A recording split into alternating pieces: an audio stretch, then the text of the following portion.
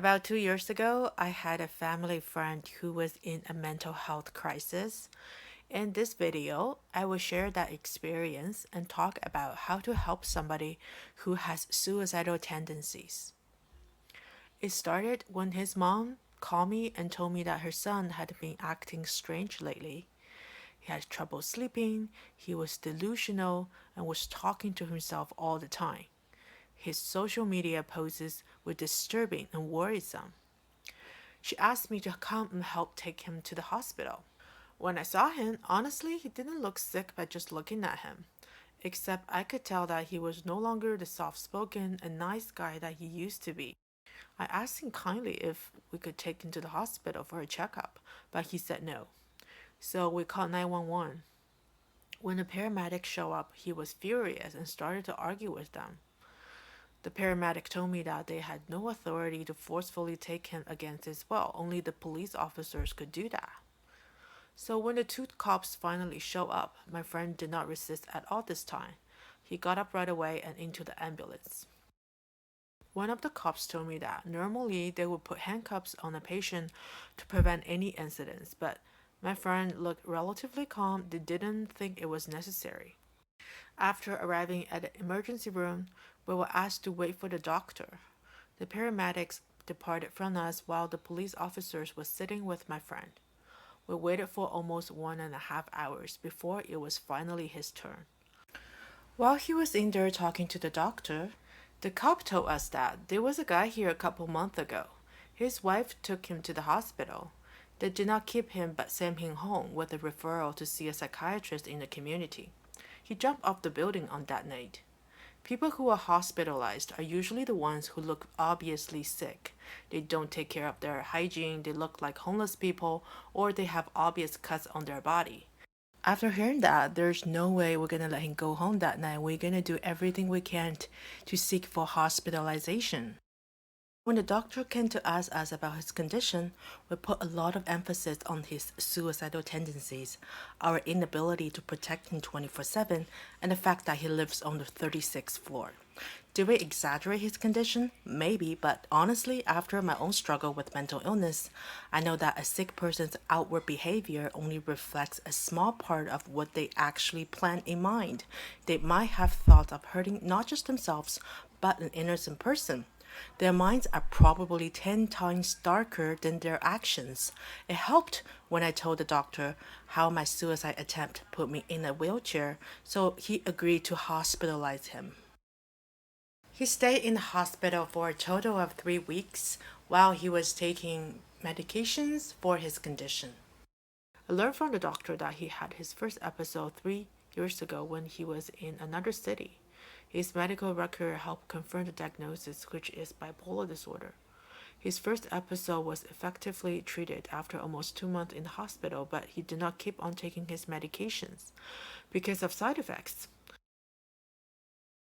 As of today, he learned the importance of staying on medication and his condition is under control. When someone is at the brink of suicide as a result of a mental illness, chances are the trigger of their depression is no longer the solution. Trying to talk them out of their problems are usually useless unless you can convince them to seek for treatment. Treating their symptoms of depression by medical intervention is the key to their recovery. Secondly, call 911. The chance of a person staying in the hospital is higher if they are brought in by the paramedics and the police. The wait time in the emergency room will also be shortened. Number three, when someone who is sent home right away after being seen by the doctor, it will actually facilitate their determination to commit suicide because they have now lost all hopes that anyone is able to help them. Therefore, when describing their behaviors to the doctors, make it sound worse than you have witnessed. Chances are there are many troublesome symptoms that you are not aware of. You might not know just exactly how bad they want to die. And number four, keep them in the hospital for as long as they are allowed. Ideally, if someone is on medications and takes them consistently, they don't necessarily have to be hospitalized. But for any types of psychotropic medications, it takes at least 2 weeks to kick in.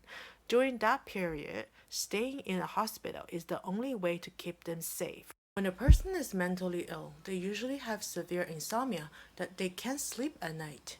It's impossible for family members to watch them 24/7. And number five, taking medications in most cases is a lifelong commitment. The medication that my friend took during his first episode was very effective during his acute stage. However, when he was at the maintenance stage, he should switch to a milder type with lower dosage. He did not have a long term psychiatrist who could follow up with him regularly to adjust the use of medication, and that was a mistake. And number six, having a mentally ill person in the family is extremely tiresome. Therefore, patience and unconditional love is really needed. Most importantly, be educated about their condition and monitor them to make sure that they stay on medications, especially when the patient is too sick to be able to do that themselves. Reflecting on my journey, my injury would have been prevented if my parents knew how to help me when I was deeply suicidal. Instead of trying to talk me out of my depression, I wish they could just lock me up in a psychiatric facility. I wish I could receive more education about my condition and understand the importance of taking medications. But nonetheless, I don't dwell on my regrets anymore. My only hope now is that you will know how to prevent the loss of life due to suicide. You can find my book Leap on Amazon, and you can also read it for free from this website. The link is in the description section of this video. In my next video, I want to talk about what kinds of people need medications for life and who can function normally without long-term treatment. So stay tuned and have a great day.